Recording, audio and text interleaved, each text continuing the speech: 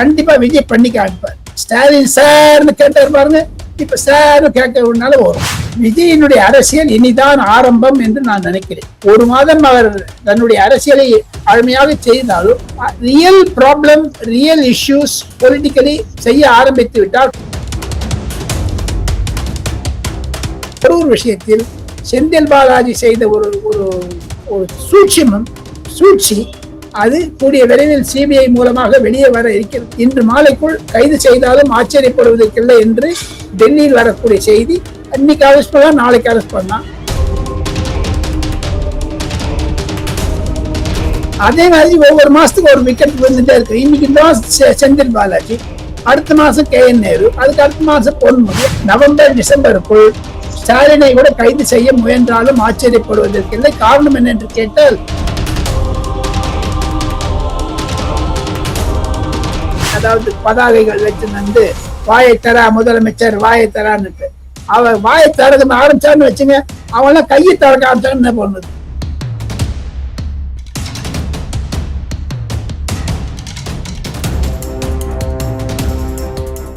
Sir, இப்ப சட்டமன்றம் வந்து இப்ப நேத்து நடந்துச்சு. அதுக்கப்புறம் செந்தில் பாலாஜி அவங்க வீட்டுல வந்து போலீசார் வந்து ரைடு போயிருக்காங்க.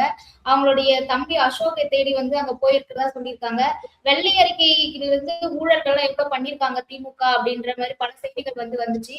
இப்ப செந்தில் பாலாஜி வீட்டுல வந்து போலீஸ்கார் வந்து சோதனை போயிருக்காங்க. இது எப்படி பாக்குறீங்க? விஜயினுடைய அரசியல் இனிதான் ஆரம்பம் என்று நான் நினைக்கிறேன். ஒரு மாதம் அவர் தன்னுடைய அரசியலை அருமையாக செய்தாலும் real problem, real issues politically செய்ய ஆரம்பித்து விட்டால், காரணம் என்ன என்று கேட்டால், அபிநயா, சட்டமன்றம் நடந்து கொண்டிருக்கிறது. தங்களுடைய சென்ற வீடியோவில் நான் சொன்னேன், செந்தில் பாலாஜியை முதலமைச்சர் சட்டமன்றத்தில் எப்படி பார்ப்பார், உதயநிதி எப்படி பார்ப்பார், KN நேரு எப்படி பார்ப்பார், இதெல்லாம் போடும்போது முதலாவதாக அவருக்கு இருக்கக்கூடிய ஒரு ஆத்திரம், அவருக்கு இருக்கக்கூடிய ஒரு வெறுப்பு செந்தில் பாலாஜி மீது தான் காரணம். கரூர் விஷயத்தில் செந்தில் பாலாஜி செய்த ஒரு சூழ்ச்சி அது கூடிய விரைவில் சிபிஐ மூலமாக வெளியே வர இருக்கிறது என்றாலும், அவர் 10-20 கேஸ்ல மாட்டின்னு இருக்காரு.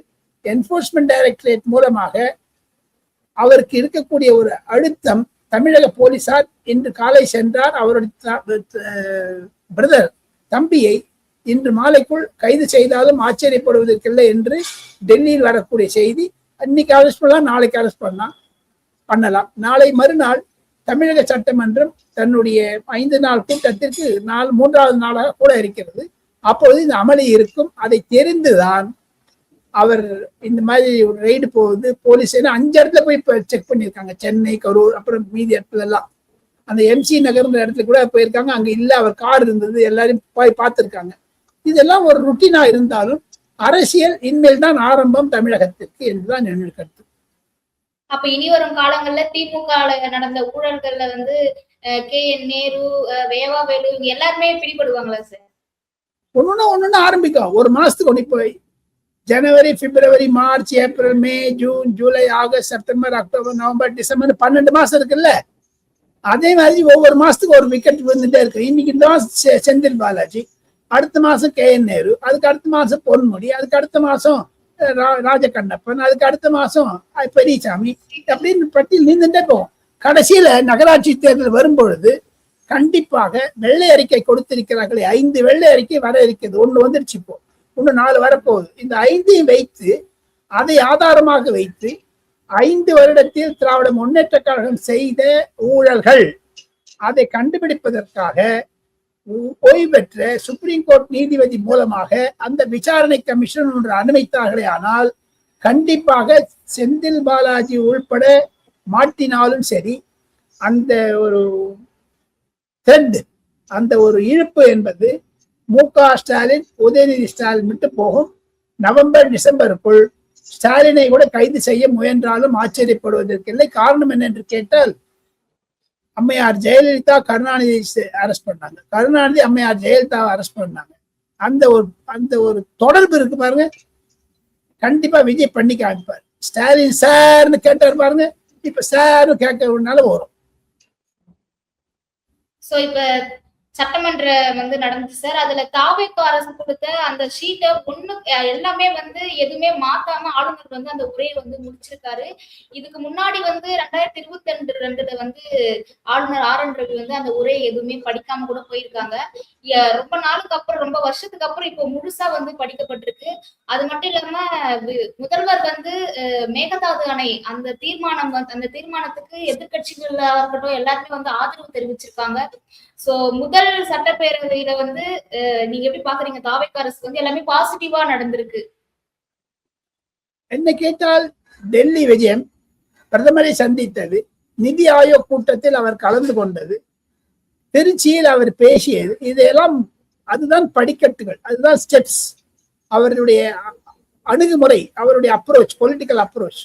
சட்டமன்றத்தில் கவர்னருடைய ஆளுநர் உரையை சுகமாக செய்து ஸ்மூத்தா கொண்டு போயிட்டார், ஒரு பிரச்சனை இல்லை.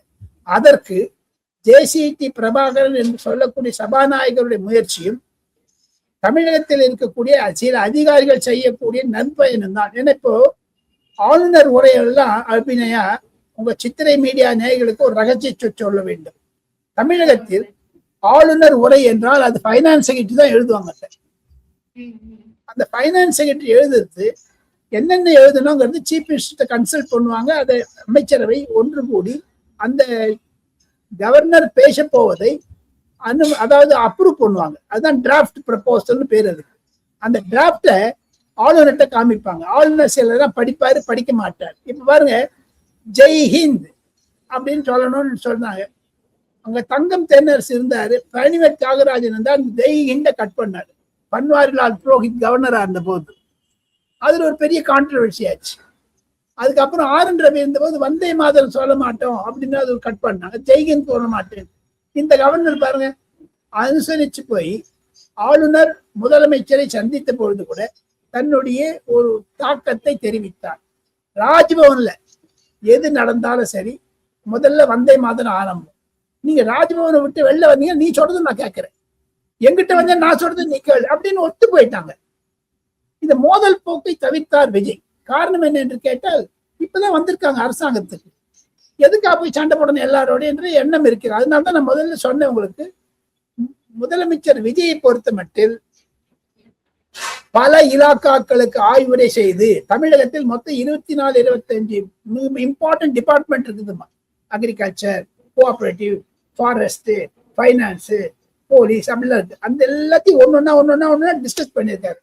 காலையில 9:30 மணிக்கு வந்து உட்காந்துருந்தா சாயங்காலம் 5:30 மணி மட்டும் இருக்காரு. ஒவ்வொரு நாளைக்கு அவர் புரிஞ்சுக்கிறார் என்ன விஷயம்னு.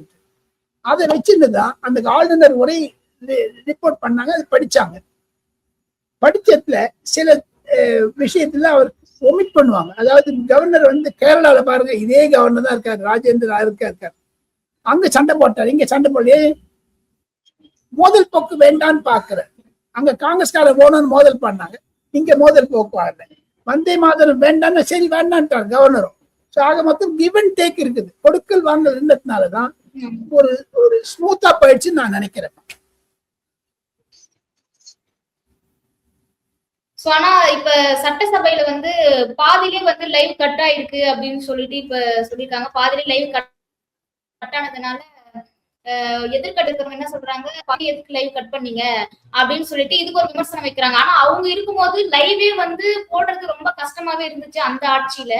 ஆனா இப்ப வந்து லைவ் போகி அது ஏதோ ஒரு பிரச்சனையால கட் ஆயிருக்கு, அதையுமே வந்து விமர்சனம் செய்யறாங்க. இது எப்படி சார் பாக்குறீங்க? உண்மையிலே லோக்சபா, ராஜ்யசபா போன்ற நாடாளுமன்றத்தினுடைய ஒளிபரப்பு கட் பண்ணாதான் போடுவாங்க, லைவ் டெலிகாஸ்ட் இருக்கணும். அதைத்தான் முதலமைச்சர் தேர்தல் பிரச்சாரத்தின் பொழுது முதலமைச்சர் ஆவதற்கு முன்னாடி ஒரு உறுதிமொழி கொடுத்தால் லைவ் டெலிகாஸ்ட் இருக்கும் என்று. நேற்று ஏன் கட் பண்ணாங்க? பழைய ஆளுங்க ஒண்ணு திமுக ஆளுங்க உட்கார்ந்து இருக்காங்க அந்த லைவ் டெலிகாஸ்ட் பண்ற இடத்துல, அவங்கதான் கட் பண்ணாங்களா? இல்ல இப்ப உதயநிதி லெட்டர் எழுதியிருக்காரு அப்போசிஷன் லீடர் சபாநாயகருக்கு. அந்த கடிதத்தின் மீது விளக்கம் என்ன வரப்போகிறது இன்று மாலையோ நாளையோ காலையில் வந்துவிடும். தவிர திங்கட்கிழமை காலை சட்டமன்றம் ஆரம்பிப்பதற்கு முன்னதாக இந்த பிரச்சனையை கொண்டு வருவார்கள். நேற்றே ஒரு பிளாக் கார்ட்லாம் எடுத்துன்னு வந்தாங்க, பிளே கார்ட், அதாவது பதாகைகள் வச்சு வந்து வாயை தரா முதலமைச்சர் வாயை தரான்னுட்டு. அவன் வாயை தரக்க ஆரம்பிச்சான்னு வச்சுங்க, அவன்லாம் கையை திறக்க ஆரம்பிச்சான்னு என்ன பண்ணுது?